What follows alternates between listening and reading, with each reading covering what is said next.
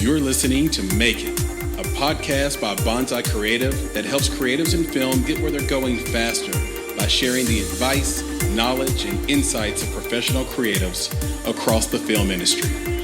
I'm your host, Chris Barkley.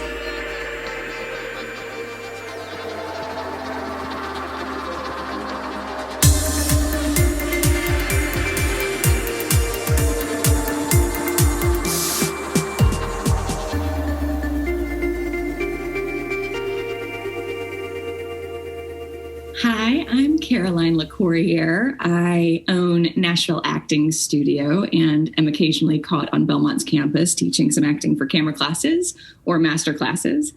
I am a teacher of actors. I am an on-set coach, and I also work to help prep actors for auditions as well as mentoring and helping with goal setting for actors.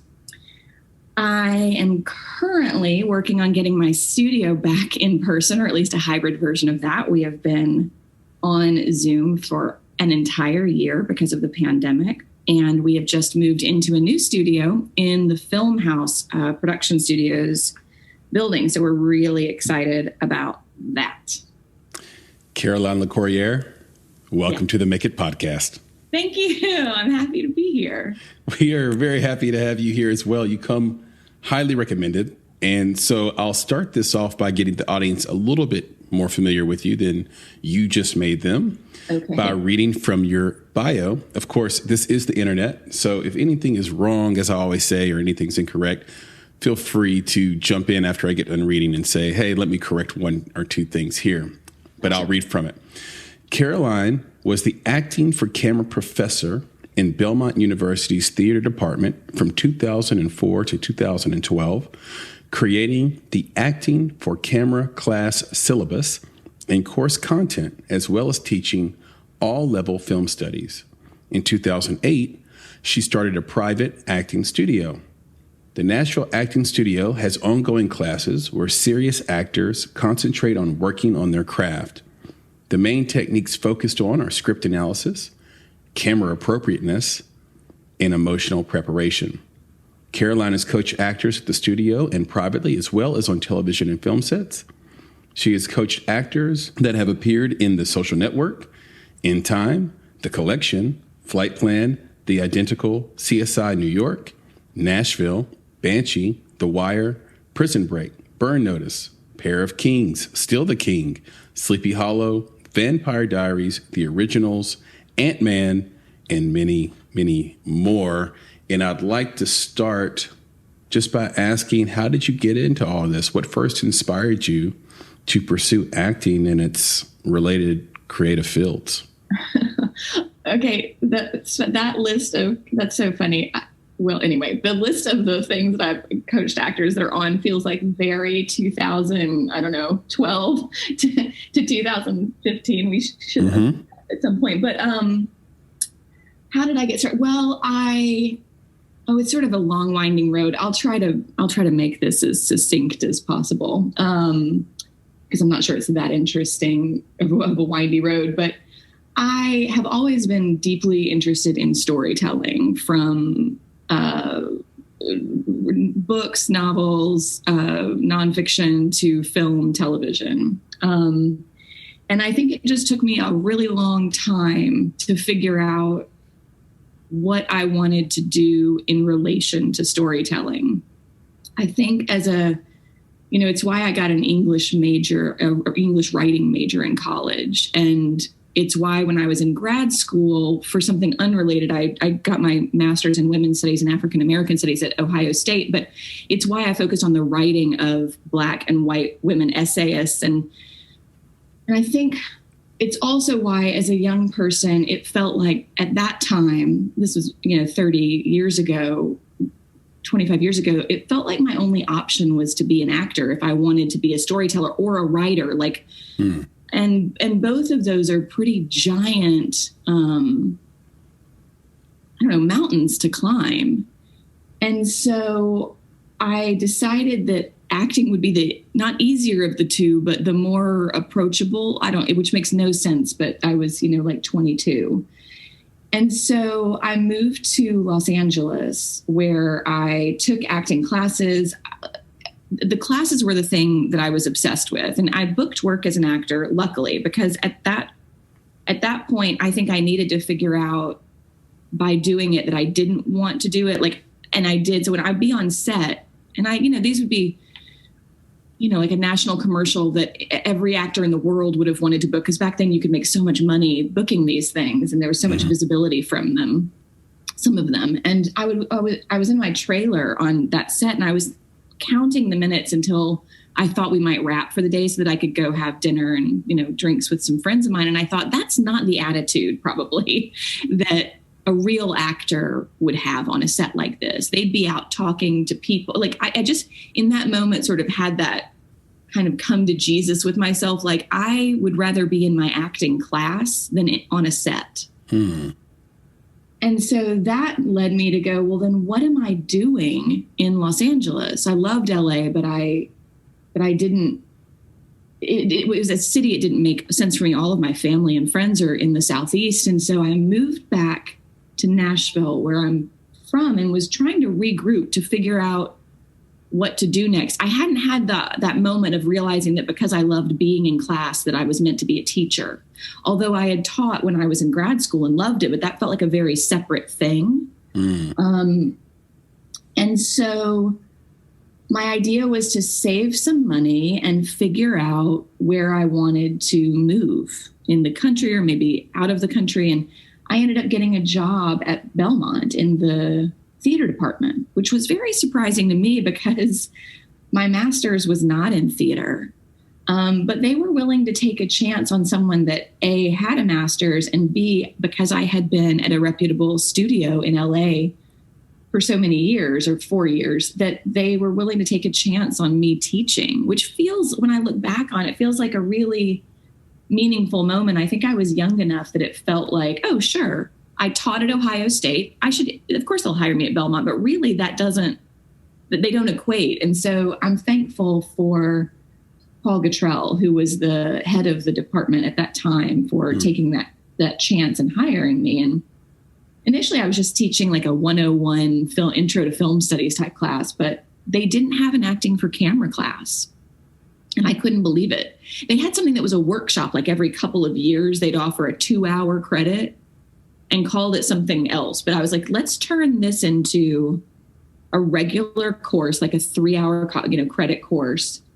And we're going to call it Acting for Camera. And so I worked with the department and with Paul to develop that content. At the same time, the university was, the department was beginning their BFA program. Before that, it had only been just a regular bachelor's. And so I helped develop that content with Paul. We worked together really closely over that year of getting all of that together. I mean, he did the lion's share of the work, but we had to develop a very specific course content for 4 levels of acting for the camera. And so all of that happened, and I was teaching these acting for camera classes, a few a semester. We had so much student interest in them, not just from theater students, but students across the campus were able to sign up if I gave them, allowed them to come into the class. And from there, I had Belmont students that had approached me about teaching, continuing that had graduated, that wanted to keep taking the classes. And, at Belmont, to do that, to pay it's exorbitant, like the cost to audit sort of a class when you're not. And so they were like, we're not going to pay to do that. I wasn't really allowed to have people sitting in on my Belmont classes that weren't students, according to the head of the department. And so I started teaching this little class outside of the university. I mean, the first time we met in Belmont's green room, there were 6 students, and they were all Belmont students or graduates. And just to let the audience in on this a little bit, Belmont University is a small college, but powerful college in Nashville, Tennessee. And it's typically known for music, because the way it's positioned here in Nashville is it is basically butted up against Music Row. And so the idea is that you go to Belmont, graduate and then get a job on Music Row, working in either gospel or country music, obviously, sometimes country pop or whatever you want to do. But that's what Belmont is for. So starting a film program there is a cool move and a different move. Yeah, I mean, Belmont, I forget that this audience is not local. You've got a national and maybe international audience. Yes, Belmont is kind of that behemoth university in every major town or major city has, that is trying to get bigger and bigger and eating up city blocks. It took over we had a film school in Nashville called Watkins. They bought Watkins. They also bought our design school that was in a suburb of Nashville called O'More. And so now Belmont has a film, I don't know what they call themselves, but it's like a filmmaking degree that you can get there. But yes, it is largely known for music. And in the theater department, honestly, all those years was sort of, we were in the College of Visual and Performing Arts. But man, the music school just got all the money and we were sort of like this afterthought. And then they built, a big theater, a proscenium theater for the department, which was a kind of an astounding thing. But but Belmont's a great school. It's one of those, private schools. It's pretty expensive, liberal arts college, but also a religious school. It's a Baptist school. Exactly. And I hope I don't take us off track too much, but you mentioned that you studied, what did you say you studied African American women? And what was the name? What was the name of your grad study? Yeah, so we'll circle back to that one. I know it's strange in this industry that we're in to hear that. So I got my graduate degree in the women's studies department, but Ohio State had an African American studies department also. And so my master's was sort of split between the two departments. It's sort of like if you in undergrad, you can have a major and a minor. At the master's level, that's really not entirely possible. But yeah, so my degree, my studies and my thesis were divided between those two departments. So my master's thesis was about the different ways that Black women and white women essayists discuss social change and revolution in their work. So what made you go in that direction? What was the inflection point for you where that became a serious interest of yours? Well, I grew up in Franklin, Tennessee, and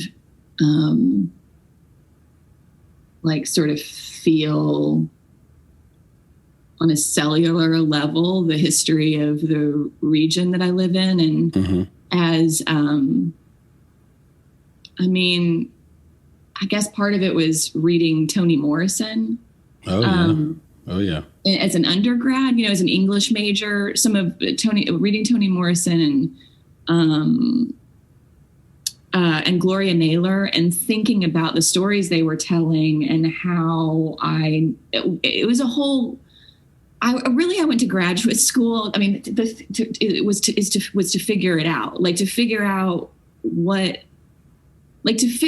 this place is that I'm living, where I'm in my public high school in a relatively affluent suburb of Nashville, why the Black kids sat at their own area in the cafeteria and there was not really intermingling. They're like the one Jewish kid could be on the soccer team and friends with the white kid, and so could the one Latino kid, but there wasn't crossover between the white students and the Black students. And I had a Black friend of mine that was in my Spanish class, and his mother cleaned my parents' house, and that felt he was never strange about it. I was never strange about it. But looking back, I thought that's just such a weird dynamic. And I think I went to graduate school to try to untangle all of that. And of course it's, I maybe made some efforts, but it's still stuff. I think about these things all the time.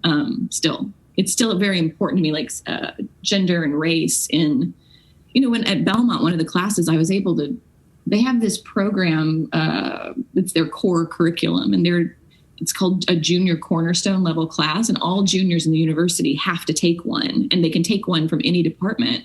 but you're able to create whatever you want in terms of class content as long as it abides by a few particular things.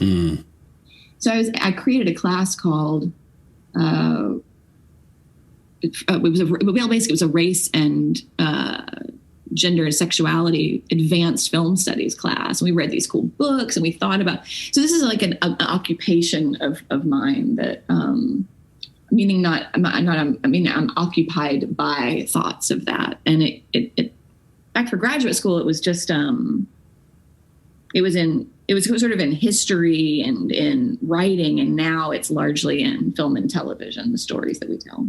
Yeah, it's interesting because once you get a piece of history in you and you come to understand a thing that you were never taught, it stays with you for life. And the question then becomes, what are you going to do with that information? How are you going to use it to help other people or to hurt other people or to have personal gain or to give to others or both? Or like, what are you going to do? So, yeah, I was just curious about that. It's such a fascinating story. And, I could have an entire separate conversation with you about the dichotomy that exists around and the sort of strange conflict that exists in a lot of towns like Franklin, across Tennessee. But Franklin's a unique one because Williamson County is where Franklin is, and it's one of the wealthiest counties in the country, and it is really held up by a group called the Daughters of the Confederacy. and so you go to their town square and you see the Civil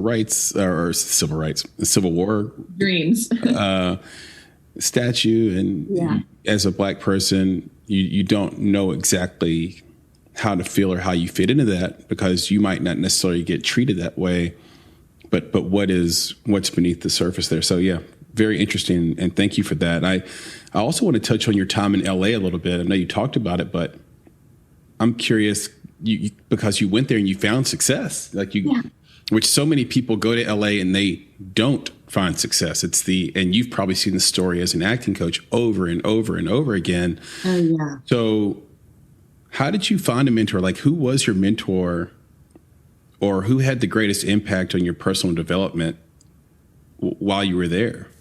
Oh God, that's such an interesting question because I would have really loved a mentor. I think I might have figured things out more quickly, but I think what happens to a lot of actors or people maybe in all walks of life, but actors in particular, is that you get a little bit from this person and a little bit from that person and a little bit from this other person, and you're trying to put it all together.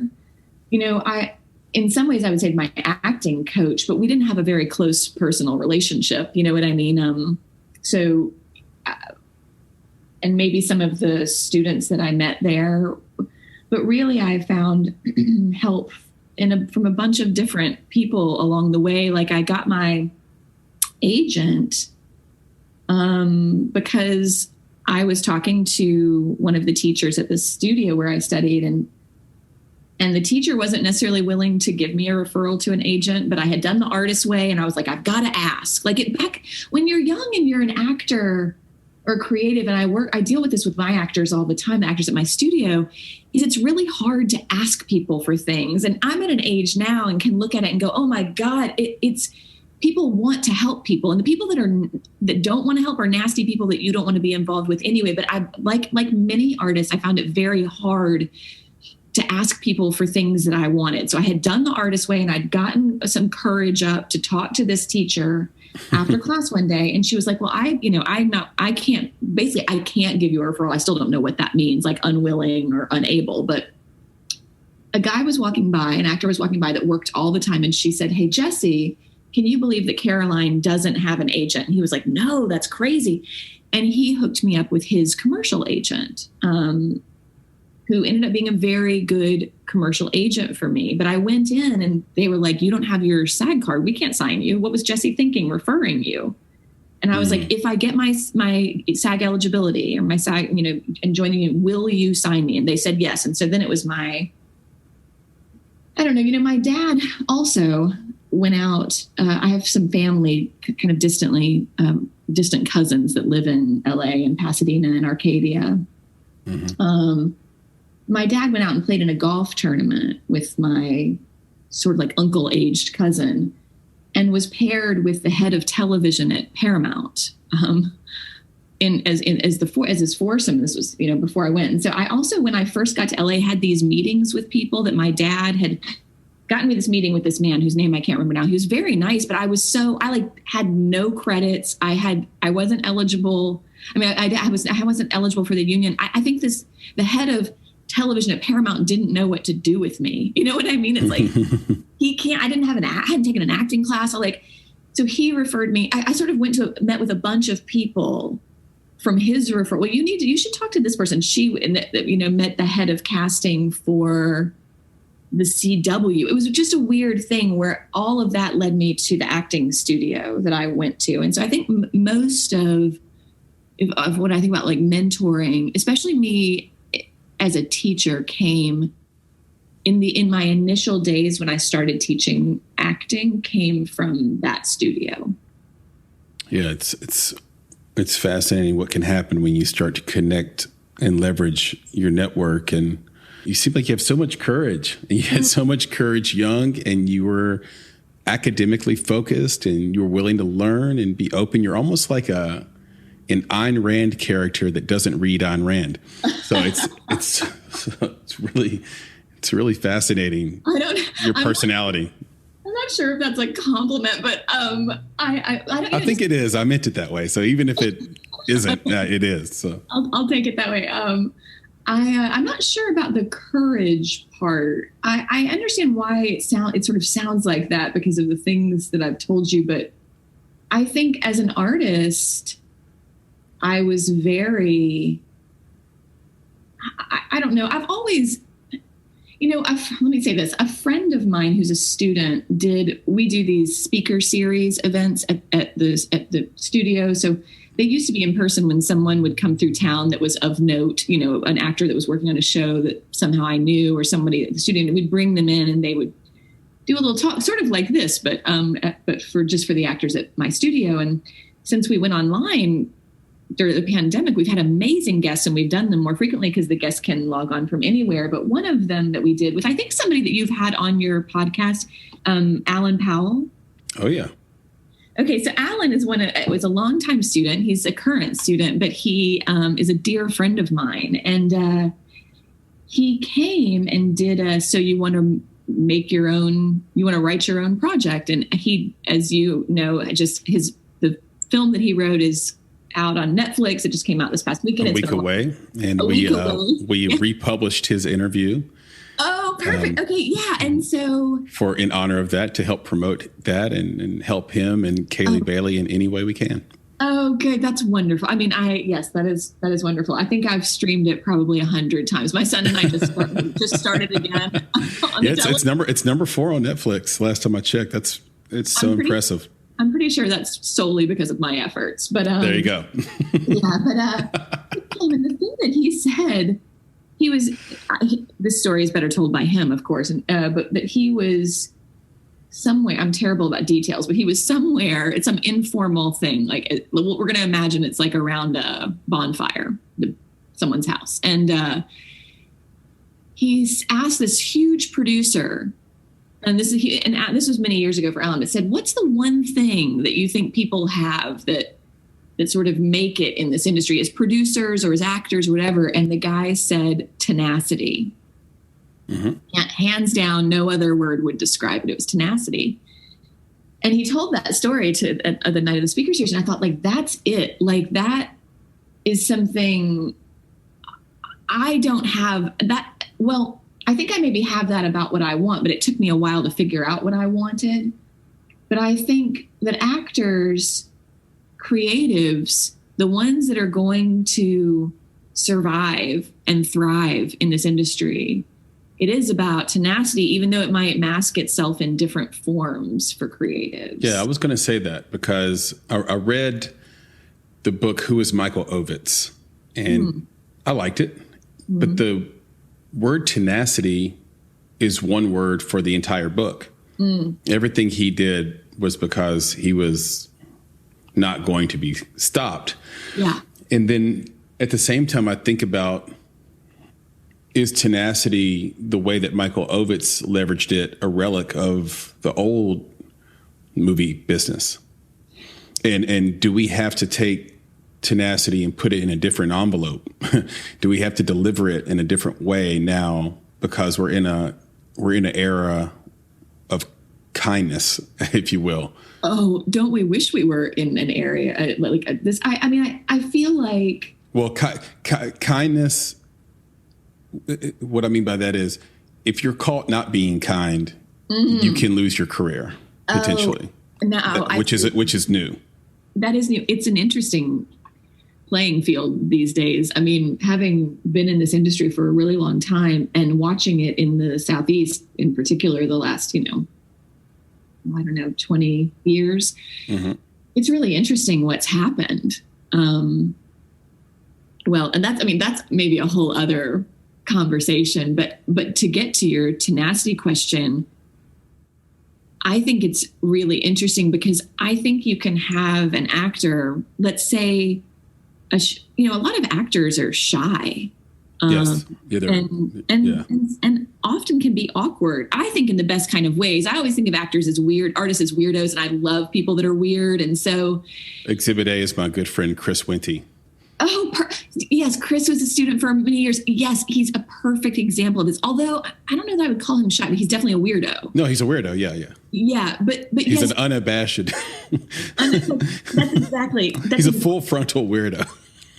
That's exactly right. And so I feel like the idea of tenacity, let's put it in the body of one of my, let's say, a 30-year-old student at my studio, a female who is shy but lovely and a very talented actor. And her version of tenacity will look different, but I think that the word could just as easily be applied if she pursues it in the way, that sort of old school way that you're talking about, which is, I think, the way Alan is doing it. He's going that, like, he makes all the phone calls, he sends all the emails, he's always encouraging his fellow students, and not just in the Sunday night class, but he'll come and sit in on a lot of the classes, always encouraging them to do that. And it's a tough industry. I mean, you talk to people all the time that are in this industry. It's not like writing, where it feels like if you write a really, really, really good book, it will, or even script, it will find its way. I really believe that. Yeah. You can have an actor who is really, really, really good, like at a comparable level to what I was just talking about with the writing, and they won't be found. It doesn't work like that all the time. And so it's tough that way. Yeah, I think the talent sometimes, well, I actually had a question around that too. I want to touch on it. I'm going to put a flag in that and come back to it. But I want to stay on Alan for a second, because you actually flew to Ireland to coach him on Quantico. Is that normal? And why did you do that? I wish that was more normal than it is. I think that that's hopefully where I'm headed. But no, at the time, I was just his coach. You know what I mean? And so he had never had an acting class, I don't think, when he came to the studio, but he had a few credits under his belt. And so our relationship developed as a teacher-student, and then even before Ireland, I would say, turned into really friends. And so he had booked Quantico, and he would call me when he had a big moment in an episode. His character was a series regular for the, I think, third season of Quantico. Mm-hmm. And so a lot of it, because it's an action show, a lot of his work was, he knew what to do, and, not a ton of depth to it. But occasionally they'd write some real stuff for him. And he would call, and we'd do, a kind of FaceTime session, digging into the material. And I think because he came home to Nashville, they broke in between New York, and then they were going to resume in Ireland for the last couple, maybe 3 episodes. And he came home, and we were talking and I was like, Ireland, that sounds amazing. He's like, why don't you come? Mm-hmm. And I was like, oh, well, I can't. I mean, I'm Denton. I got my son at the time was in kindergarten. He's like, bring him. And I was like, oh Lord. And I think we'll never turn down international travel. So I went. I mean, I can't say that what I did for most of the time was coaching at all. But we were on set. It was really wonderful. That was a really fantastic experience. And actually, Alan is the one, the last time pre-pandemic that I did on-set coaching, and they hired me to be there for the entire shoot, which was great because I was working initially with the leads. And I didn't know, but before they started shooting, I didn't know if they would bring me on, but they did. And that was a referral from Alan to a production company in Atlanta that was making this very, very elaborate pitch film video. But I love doing that. I love being on set. And look, I know you don't want to hear it, but I think it's courageous to pick up your kid in kindergarten and go to Ireland to teach Alan Powell and to coach him through Quantico and to have the courage to say yes to an adventure that is on most people's bucket list. I have all these Irish friends, Caroline, and they are like, oh God, I would love to go to Ireland. And like, okay, you really might not ever get there. So, but you had the courage to pick up and go and say yes, instead of give 100 reasons why you couldn't. He referred you to this production in Atlanta, and that's kind of how life works, right? Like you develop these relationships, you do good by one person, good people beget good people, and so on and so forth. But at some point, the rubber meets the road in terms of you have to deliver something of value to someone else that maybe you don't know, like you said, through a referral. You talked about the Actor's Way. There's so many methods out there. There's so many different books. What would you say differentiates you, your approach to coaching and teaching acting from other approaches? Do people ever curse on this podcast? All the time, especially me. Okay, I'm not going to right now, but I just had the impulse to, and I thought maybe I shouldn't. But that's such a good question. I don't know if I've given that really much thought. One of the main things is that I have ideas about pathways for actors to use to get better, but I don't subscribe to any particular, like Meisner or method or, I've worked with actors for so long that I have sort of a treasure trove of things that I maybe this is the thing. I think that this is a question that's hard not to feel like I'm bragging, which I don't like to do. But I think that I have an intuitive, I think my approach to acting is deeply intuitive. And so because I don't limit myself with how I teach, I mean, not to say that you come to the studio and different things are happening all the time. I have a way, we do scene work on camera, right? And so that's the foundation, but just how I talk to actors and what we use to get them to different places that's the treasure trove part. And I think because of the intuitive part of the way that I coach actors, it's luckily I am not just a Meisner or method play where I only have a certain amount of tools that I can give them or can offer them. And so I think there's that part of it. I think the other thing is that I figured out, I think before most people in the Southeast, I won't say this about LA or New York, but in the Southeast, that actors can't just be trained in a vacuum of scene study as though it's like a theater. Right. Like old school way that acting studios set up their classes to where it's like chairs and then you're on stage, there's chairs. Yeah. Yeah. I had students that pushed me here. I will say nothing has happened for me, I don't think, that has not been because I had students that loved me or people that loved me pushing me towards that. whatever the thing is. I think that about like my entire life. I have relied not only on the kindness of strangers, which I do frequently, but on the kindness of people who are in my life. I had students like Alan who were pushing me to go more and more on camera with the classes. And so now, I mean, for the last handful of years, that's what we do. And so I think that is unique, that you're not going to work in my class just at getting better at the craft of it, as like being an actor, without also getting better at the medium of camera, of filmmaking and TV work that it goes through. Yeah, I want to go through some of these things you've talked about. Now, I think we have a pretty good idea of what script analysis is.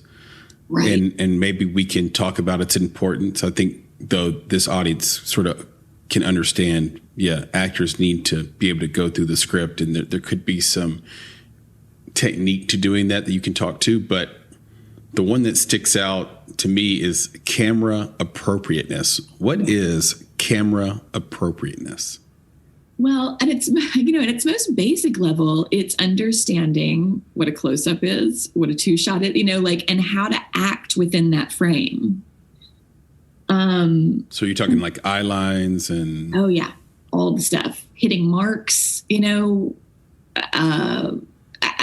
appropriate acting, like facial kind of body movement for the frame. I was just... A director friend of mine was just talking about how they had an actor on set that didn't seem to understand that when you're in a wide shot, you've got to kind of do more. So they had to cut away from this actor in wide every time, which just meant they really couldn't use any of her wide. You can't really cut away. You know what I mean? Mm-hmm. So it's teaching actors how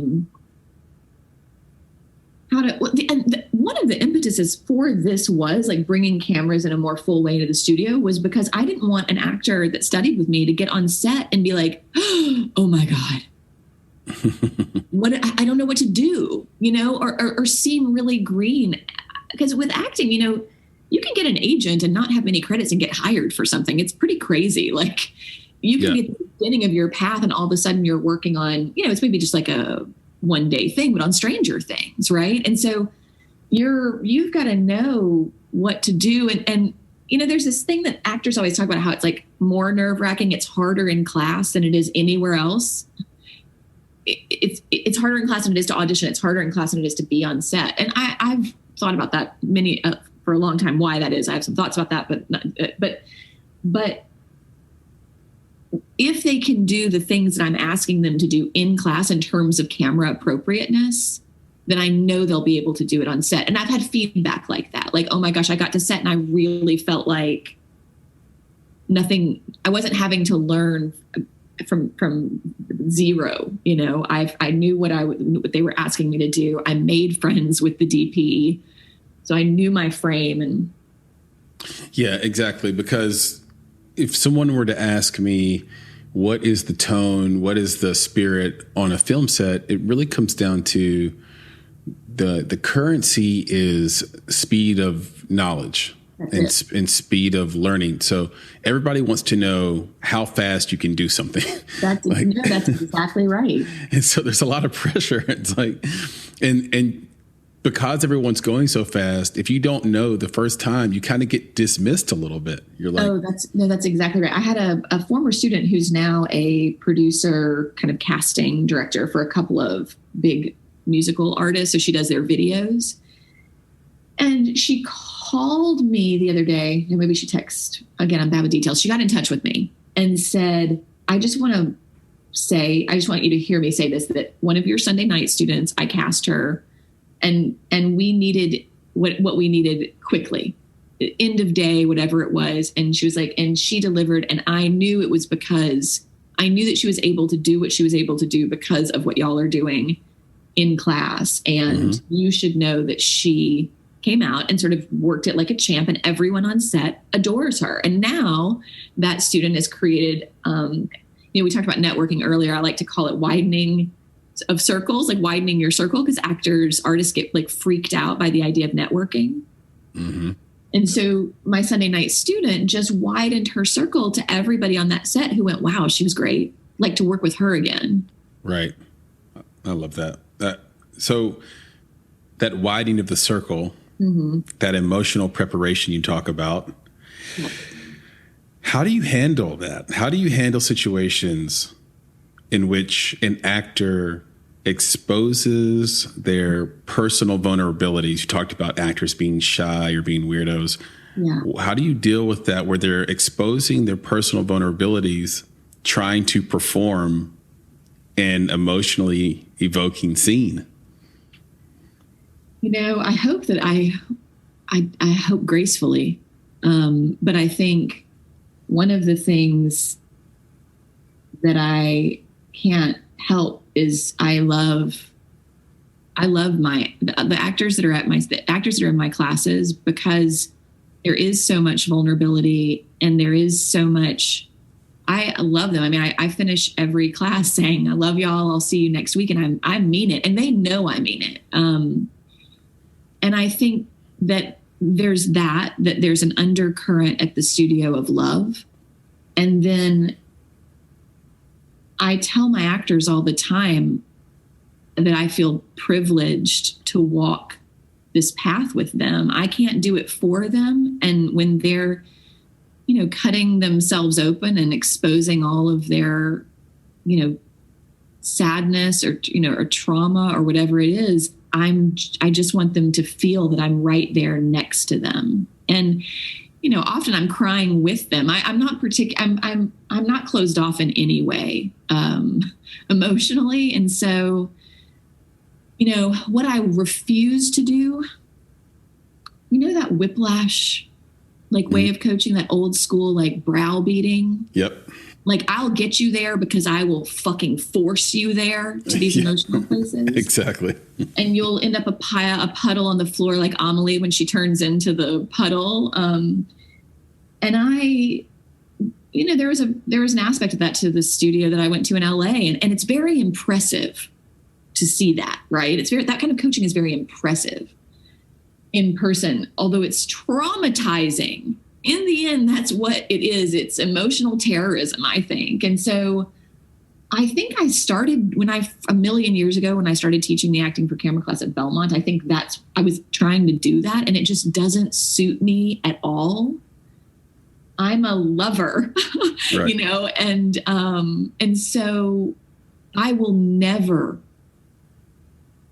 force an actor into a space that they're not ready for. And listen, some actors wish I would. I have the tools to be able to do that. But my thought all along, and I think in the end they appreciate this, is that I'm going to work with them so that they learn to do this on their own, so that they don't need me every time. It's not like you can browbeat somebody and then they have an ability at some point later to do it without the browbeating. I think it encourages a feeling of dependency on those kinds of coaches, those kinds of teachers. Yeah, and I agree with you. And I mentioned this earlier in the conversation, that you came so highly recommended. I think everyone really does love you, and that you coach. And I know you have a couple of mantras. We live in the now, only love. These are things that I think probably connect with your class. We live in the now has nothing to do with it. I love that it sounds like it's for acting. It's literally because I can't remember. Lindsay Shope she teaches for me. She's a wonderful human and love Lindsay. Just as fine of an actor. She and I both have these memories that are bad detail wise. So, and Melinda Eisnagel, who owns the Avenue agency. Yep. The three of us were at lunch one day, and we are all, this was many years ago, we are all like that, can't remember things. And Melinda was like, I just say I live in the now. And Lindsay and I were like, oh, we are using that forever. Yeah, I think that's how it was presented to me, was that you're very good at keeping secrets because you can't remember that you were told them. Jesse James was just telling me something recently. He's my ex-husband. We're very good friends, good co-parents. I hope we're good co-parents. Yeah, Jesse James. Yeah, he whenever he says something to me, this happened just the other day, he's like, don't tell anybody. I'm like, do you know me? Well, I won't remember that you said this. It's fine.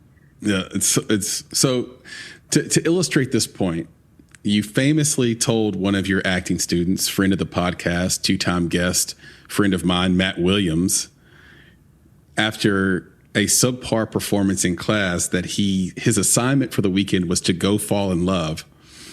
And he actually did fall in love.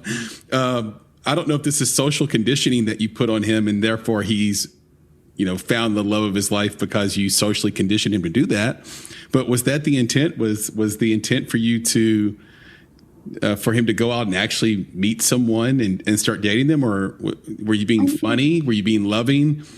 And what was missing from Matt's performance that day that made you say to him, hey, your assignment is to go fall in love because you've clearly never been in love before? Well, through your acting. That is so, I remember that class. I remember that moment, which we were just talking about how I don't remember anything. I remember that because, I think I remember it basically because he went out and did it. Like I said it when I say things like that, I'm very serious. I definitely wasn't trying to be funny. I'm rarely trying to be funny, which is the bane of my existence. I wish I was funnier, or I wish I got, well, it doesn't matter, but no, so I very much meant it. And what can happen, romantic love, or I should say romantic love relationship is one of the most difficult things for actors across the board. And so I don't remember what Matt was working on. Now, this also, I don't want to imply that you have to do something to be able to play it as an actor. Obviously, we have these giant imaginations. And I respect that as using an imagination as a technique, but I don't think it's the only one. Kind of back to my hodgepodge of my treasure chest. And I think there are certain things it's difficult to achieve a fullness with in terms of your acting without having lived it. Now, that doesn't mean if you're going to play a heroin addict, I think you need to go out and do heroin. That goes in the imagination category and in the research category. But being in love and being in relationship with someone, Matt had never done it. He'd never been in love. So It wasn't like in his history he had loved and lost or whatever. He'd never experienced it. And so I was like, well, there are certain things that you can't just go out and do. Like, you can't just go out and have a baby so you know what parenting feels like, right? Yeah. But Matt is an attractive, charismatic, lovely human. And so, get yourself out in the world and go take a fucking risk. Yeah, and that's the thing about Matt. For those, he has a new film out on Amazon. If people want to go watch it that are listening, it's called These Streets We Haunt. And you can see Matt and all of his handsomeness in that movie. But the thing about him is he's a good looking guy who doesn't want you to know that. Yeah. He's a good looking guy who doesn't want you to bring it up. Like, he knows that you know it, but please don't bring it up because that will embarrass him. Yes. And then, so I could see why it would be difficult for him to fully leverage that appeal. Whereas we talked about Alan Powell earlier, he's completely comfortable leveraging all of his tools. Oh yeah. So yeah. Physique, singing voice, good looks, all that stuff. So there's a believability there. So it's so funny that you were able to pull that out of him and just realize, wait, I don't think this guy, how is this possible? He's never been in love. Go out there and do that. And then he went and did it and got married, and the rest is history. That's the thing is, I think that when I say things like that, actors know how serious I am.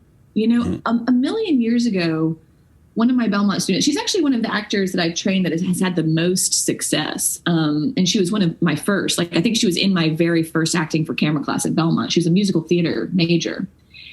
And this is after I'd started the studio. And I can remember, I think I was still in my little bit of my browbeating days, but also through love. And I was saying to her, she was always very cool. You know what I mean? We're one of the very cool kids. And I was like, you can be cool, or you can, get on the floor and open yourself up emotionally. I was like, you are not going to make it in this business if you can't be vulnerable. And she called me a year later and said, I just booked this role the lead in a huge horror franchise. And she said, the director took me out at the callback and said, we all really want to hire you, but you've got to nail this. And it was a scene for the callback where she had to be kind of huddled up on the floor crying. Yeah. In fear and in horror at what was happening. And so she called me to go, you were right. And I did it. And I booked this job. It's amazing. Yeah. That's incredible. Staying on that theme though. This is Nashville. Mm-hmm. About 90 people a day move here now. It's a bona fide city. You're not going to have any shortage of people who want to perform and work with you. So what are the biggest creative and business mistakes you see newcomers making? Oh, that's interesting because Nashville, it's been pretty crazy population wise, but we can maybe also apply this to just anyone who is thinking about acting but hasn't taken any steps yet.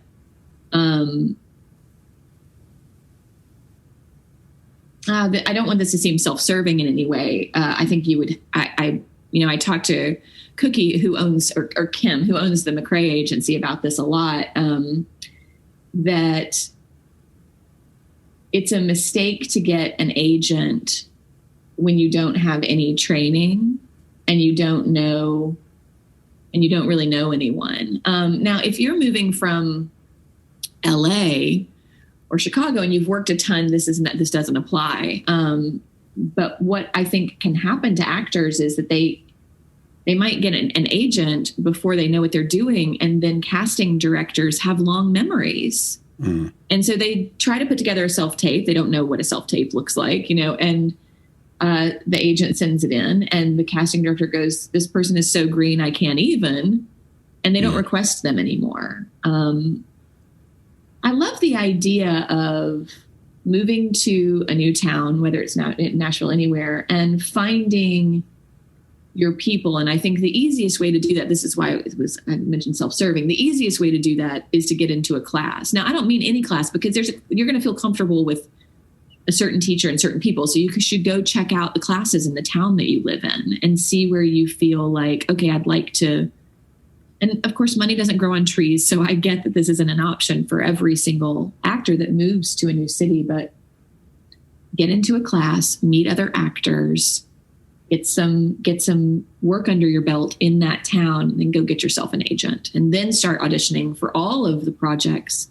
If you get if you sign with one of the good agencies in town, they're going to rep the entire region. And then, man, all of Hollywood is really open to you. One of the questions that I'm dying to ask, because it just feels like a no-brainer in terms of just curiosity to get the inside scoop on the way you think, the way an acting coach thinks. So you spend all day trying to build and grow performers, creatives into great actors. Who do you think is a great actor? Who would you like to emulate if you were going, like, just from a style perspective, your favorite performers, your favorite actors, actresses of all time, and maybe what do they do from a technical or a skill standpoint that makes their acting stand apart? And just hearing that from an acting coach, I find fascinating. Oh, okay. I'd love to answer this on a couple of different levels, because this is an easy one for me because I love performers. There is oh my gosh, the actors that I think are the most amazing are like Cate Blanchett and Daniel Day-Lewis. Mm. But they're chameleons and they're magicians, and most actors are not going to reach that level. Most actors aren't chameleons in that way. Most actors are actors like, and this is going to sound, well, I hope this doesn't sound negative in any way because I don't mean it to be, but like Julia Roberts or Brad Pitt, where they're going, or Jennifer Aniston, they're going to book things based on who they are and what they bring. Now, they can also have a ton of talent, so they're really good at that thing, but they're not going to, like Cate Blanchett, you might not recognize from film to film, and not many actors can do that. So that's my kind of top tier level. But then, I love Brad Pitt. I love George Clooney. I think that those two actors, Leonardo DiCaprio, or those three actors in particular, I mean, Leonardo DiCaprio has gotten more respect in the past 10 years, maybe, but I will assign George Clooney scenes or Brad Pitt scenes that seem easy to do in class, and they're impossible. That's how good those guys are. And they're such movie stars. And I think I miss that. I miss having movie stars. Yeah. Now, I also want to give a quick shout out, though, to Jesse James about something in particular. Because obviously we go to the stratosphere with Daniel Day-Lewis. Well, all of those actors I mentioned are sort of stratosphere. But in terms of talent, stratosphere with Daniel Day-Lewis and Cate Blanchett, and then Hollywood movie star, really fine actors with the other three guys I mentioned. And then on a local level, everyone's self-taping, right? Everyone that has an agent is self-taping. They're all sending their tapes in, and very few people book, which is just the sad state of what being an actor is. Like, the statistic I've always heard is when you're auditioning a lot and you're at the top of your game, you're going to book 1 out of every 20 auditions, but sometimes that can look like 39 and 40, you know what I mean? Mm-hmm. And so Jesse James showed me his audition for The Walking Dead. It's already out, so I think I can talk about it. He was playing an interrogator, and when he showed it to me, I through the pandemic, I've been taping him for almost everything but that he's submitted for, but this one I hadn't. When he showed it to me, I was like, well, unless they change their mind about race and gender, which can happen these days in this temperature that we're talking about, often they will have to change a role just to someone who's not white and not male. But I said, if they don't have to change that, then you will book this. I cannot imagine anyone being better than what this is. And he did book it, and you can see him on the Walking Dead, I guess 2 episodes ago. But that's the level you have to hit if you want to work in the Southeast. Yeah. I love that. I can't wait to see it. And I'm so glad he got it, because I'm a big believer in merit winning out. But I promised the audience I'd come back to something you talked about, because this is kind of apropos to what you just said as well. This is what you have to do in the Southeast to get booked. You can be a really great actor and not be seen. Whereas if you wrote a good book or you wrote a good screenplay, it will find its way. Mm-hmm. What is the balance between, if it's just me and you and we pretend no one else is listening, mm-hmm. like a secret between us, what is the honest balance between talent and subjectivity in casting? Oh God, there's so many angles to that one though. Because often casting directors don't have, they think someone that has a lot of talent and is great, is perfect for the role. And then like the producer's cousin books it, you know mm-hmm. what I mean? Like, yep. So there's that part of it where, I think I have seen too many times really talented actors turning in really great tapes that just don't book. And so I don't know. I think I don't know the answer to your question, because I think sometimes they do, right? Like, mm-hmm. Jesse James is an example that I can list a bunch of examples. Chris Wente books stuff. Natalie Rufino, Lindsay Shope books stuff. But then I can also name just as many actors that I think have that level of talent that don't book, and I just don't know why. I don't know what it is. I wish I could. I wish there was because if I knew that, I could help them, and That's why I say you can write a great screenplay and it will be found, but you can be a really good, really talented actor with a good agent who gets you auditions, and you just might not book anything. And you might this happened to me with there's a particular actor that I'm thinking of who I will not name because this isn't a good, but who I think is one of the most talented and best on-camera actors that I've ever coached. And she's got a great agent who got her a huge audition for a big David Fincher project. I guess I can just go ahead and say it was Mindhunter. So it's episodic. So it would have been a series regular. And now I get that she's in the local market. She's not a known quantity. And so that's why I thought she might not have booked it, because her auditions were stunningly good. And then I watched the show and I was like, I don't know who this woman is. I looked up the woman who booked it.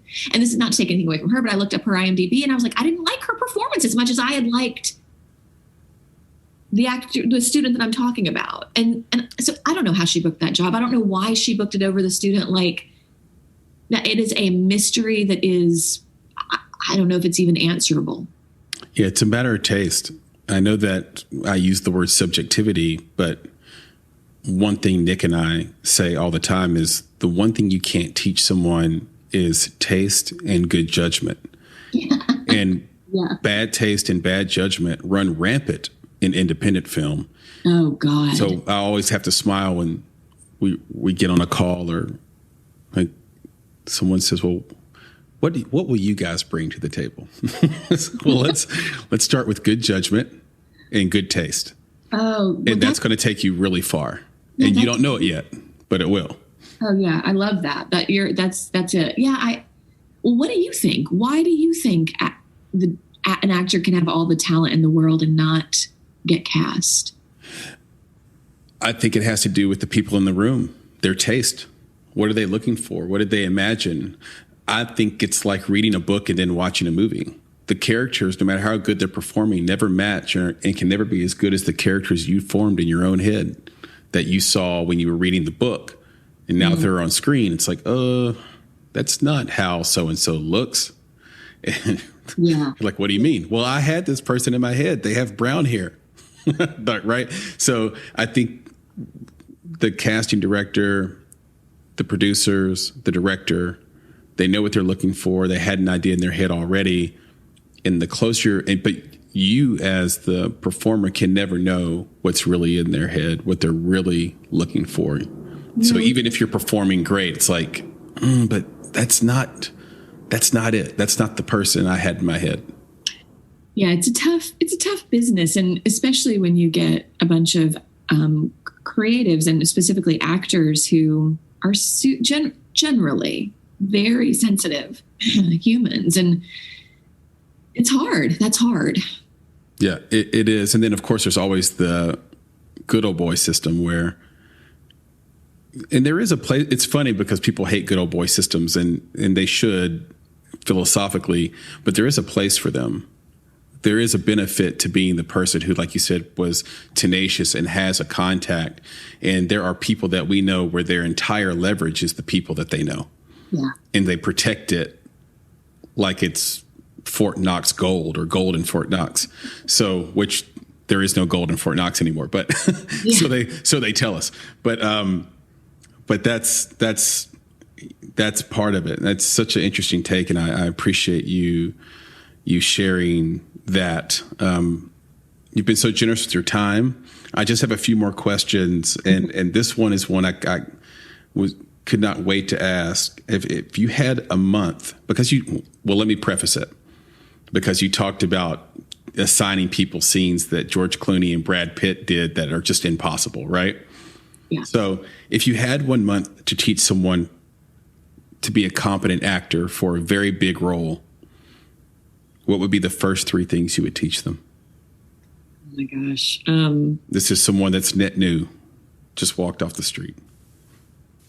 Okay. Well, first I would try to teach them how to continue to be a human once the cameras are on. Try. It's a hard thing. Mm-hmm. We talk about auditions, like self-tapes. Like, did I achieve full humanhood? Like, was I a full human? I think I got to 80%. There's just a weird thing that happens to even good actors. To make sure that they stay a human being when they're reading somebody else's words on camera. Mm-hmm. The second thing that I would do is to try to open them up to their own emotional life. Interesting.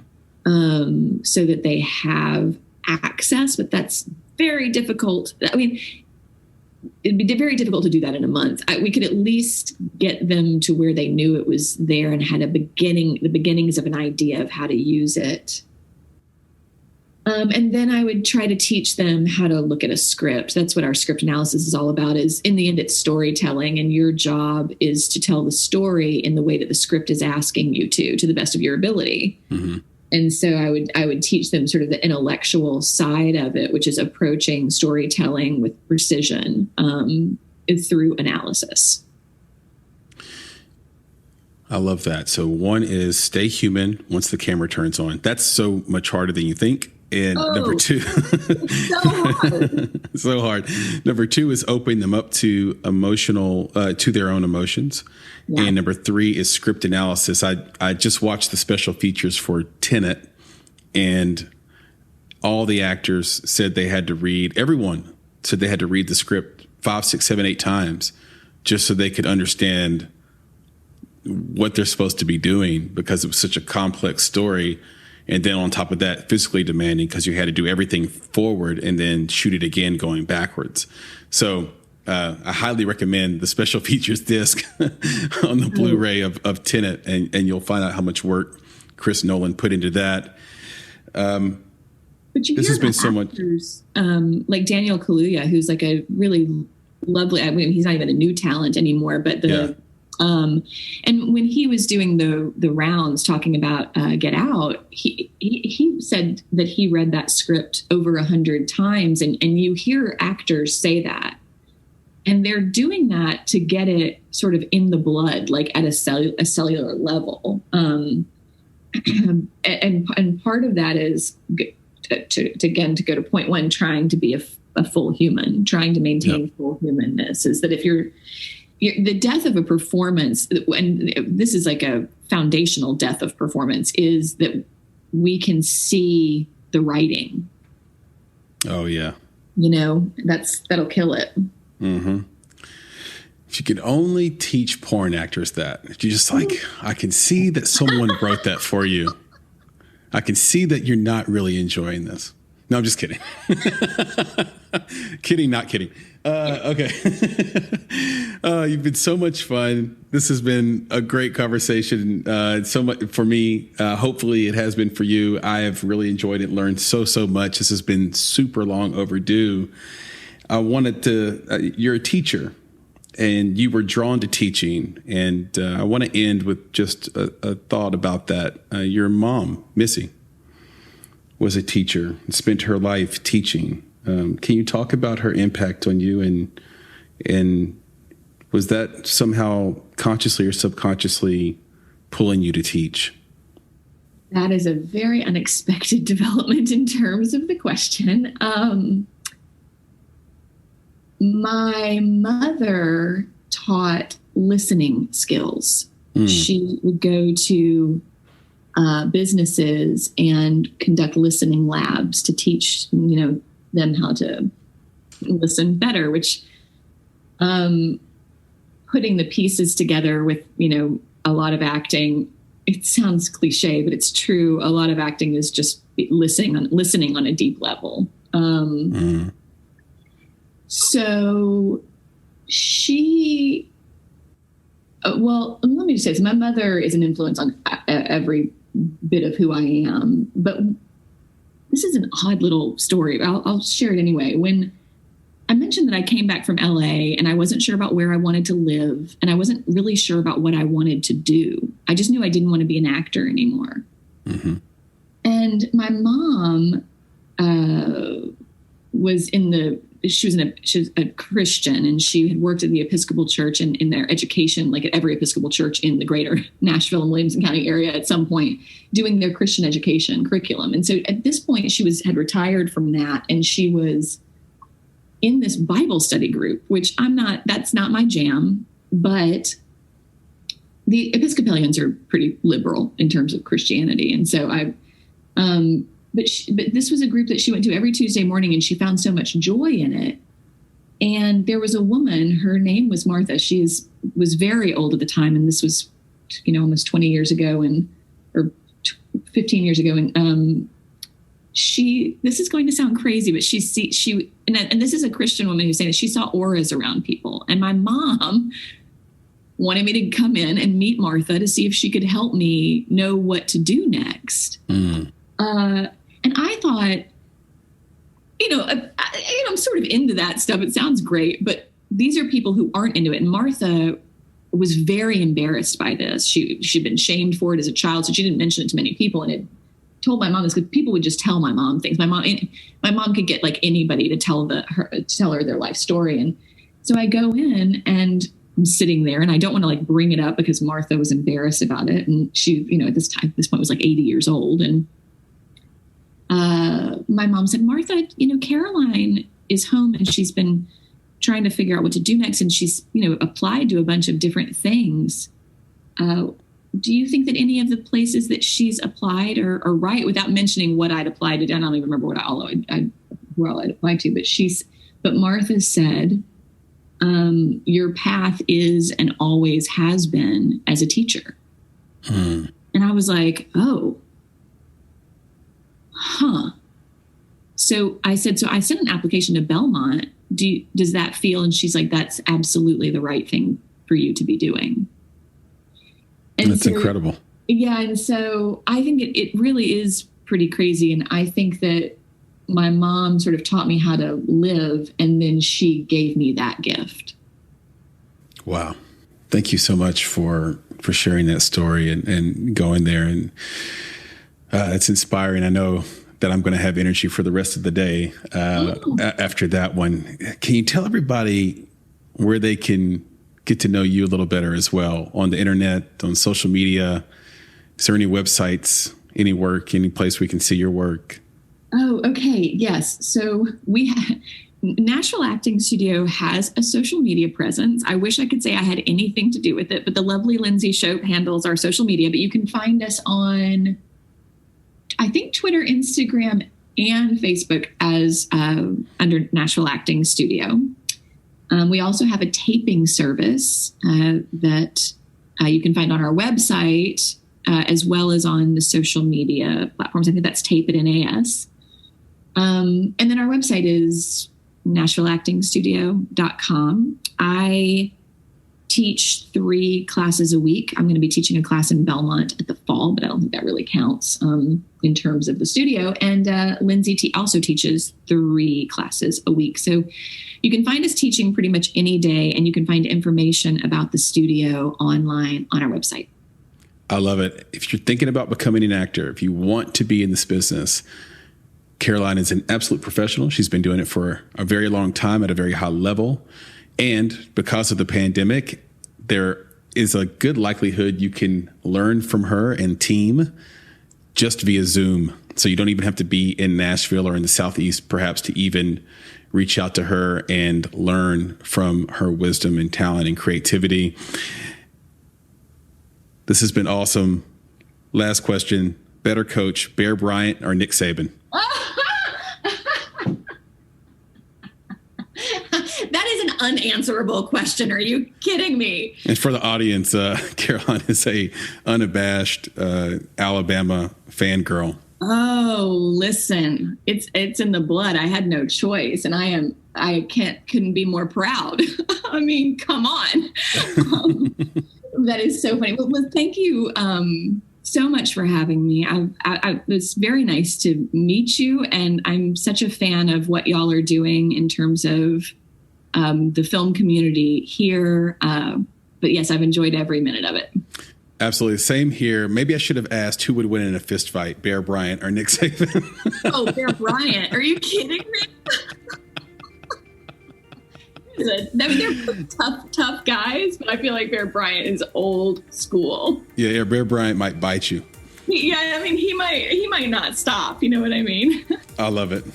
Caroline, you're the best. Thank you so much. Best of luck in all that you do. I want you to have a wonderful 2021, and hopefully we'll get a chance to talk soon. Oh, thank you.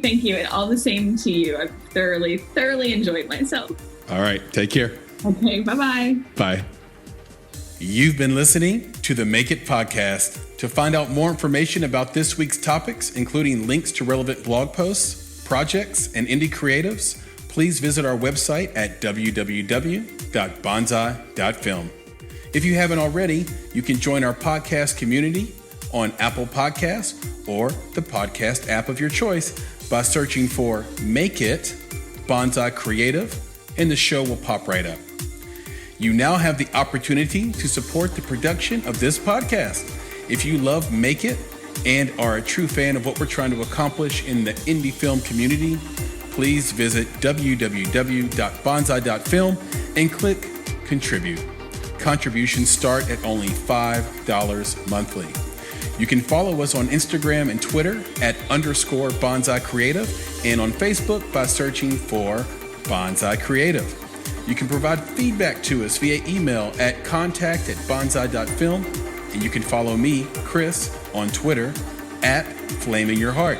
That's FlamingYurHeart. And of course, if you're looking to take a big step toward your filmmaking success, go to www.bonsai.film and click on Services to explore a variety of offerings from keynotes and panels to pitch readiness assessments and so much more. You have everything to gain. Until next time, be better, be creative, be engaged, and thank you for listening.